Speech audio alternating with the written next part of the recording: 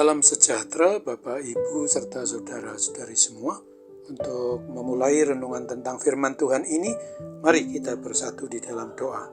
Tuhan Allah Bapa di sorga yang melampaui segala akal, hati, dan pikiran kami umat manusia, berfirmanlah kepada kami sebab kami bersedia untuk mendengar, dan oleh pertolongan Roh Kudus mampukan kami agar boleh melaksanakan kebenaran firman-Mu itu dalam hidup kami sehari-hari. Hanya dalam nama Tuhan Yesus kami berdoa kepadamu. Amin. Sebagai nas renungan firman Tuhan pada hari ini diambil dari Injil Matius 5 ayat 20 yang berbunyi, "Jika hidup keagamaanmu tidak lebih benar daripada hidup keagamaan ahli-ahli Taurat dan orang-orang Farisi, sesungguhnya kamu tidak akan masuk ke dalam kerajaan surga." Sebagai tema yang diangkat dari nas renungan kita ini adalah aspek hidup keagamaan bukan untuk dipisahkan dengan hal keimanan. Segenap masyarakat bangsa Indonesia dikenal sebagai bangsa yang sangat religius atau taat jalankan hidup keagamaan. Terbukti dari banyaknya tempat-tempat ibadah yang tersebar di seluruh penjuru tanah air. Akan tetapi, mengapa masih saja ada banyak kasus kejahatan, misalnya korupsi, pembunuhan, pencurian, pelecehan seksual, dan lain sebagainya bermunculan di negeri kita ini? Apakah bangsa kita ini kurang taat atau kurang setia dalam hal beribadah? Tentu saja tidak.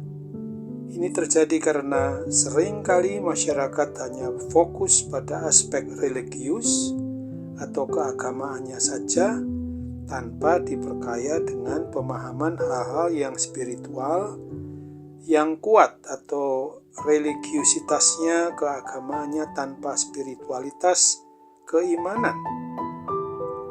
Menurut Kamus Besar Bahasa Indonesia, religiusitas adalah kepercayaan kepada Tuhan atau kekuatan adikodrati di atas manusia, sedangkan spiritual berhubungan dengan kejiwaan atau rohani batin kita.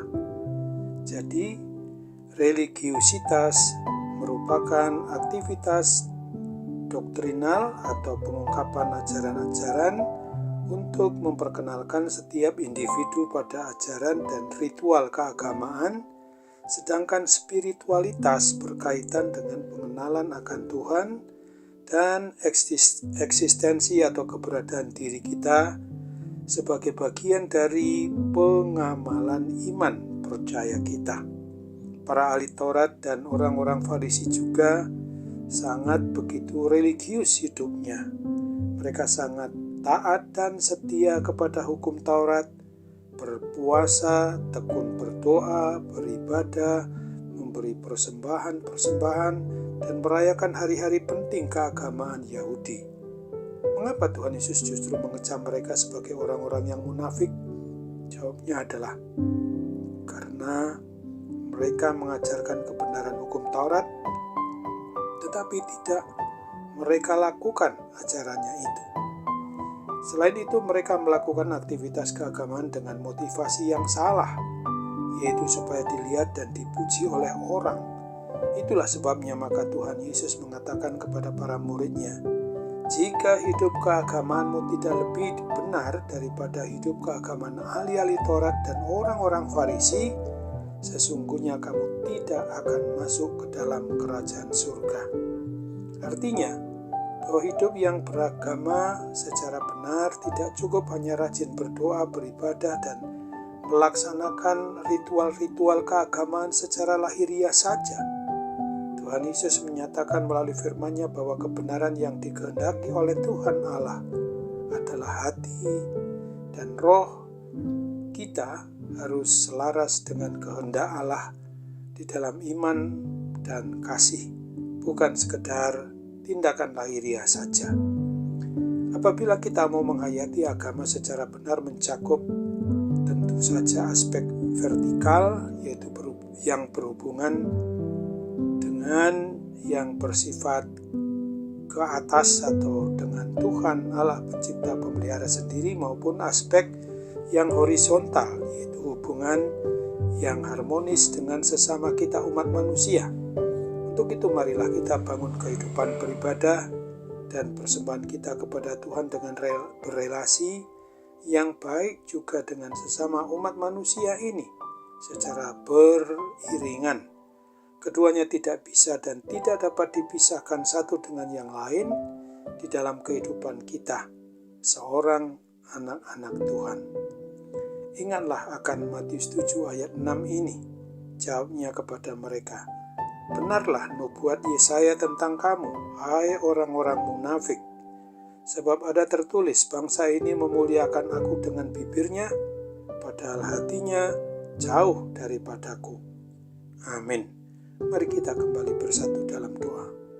Tuhan Bapa di surga, terima kasih untuk firman-Mu yang boleh mengingatkan kami pada hari ini, supaya kami benar-benar memadukan antara aspek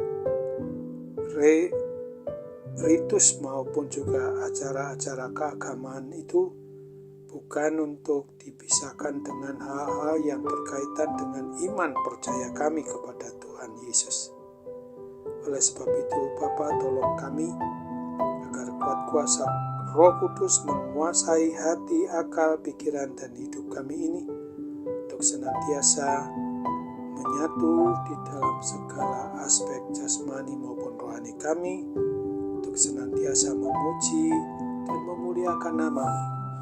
Oleh sebab itu kami percaya bahwa Tuhan akan menolong kami, membantu kami, memungkinkan hal itu semua boleh kami lakukan sesuai dengan kehendak-Mu. Apabila saat ini di dalam tubuh jasmani kami rasakan adanya suatu sakit penyakit yang menderitakan jasmani kami maupun juga seluruh aspek keduanya jasmani rohani itu, tolong Tuhan sembuhkanlah, pulihkanlah kami dari segala gangguan kuasa sakit penyakit apapun juga. Dan kami berharap dengan kerendahan hati kami kepadamu, dengan senantiasa memuji dan memuliakan nama-Mu. Semuanya kami mohon dalam nama Tuhan Yesus, jadilah kehendak-Mu. Amin.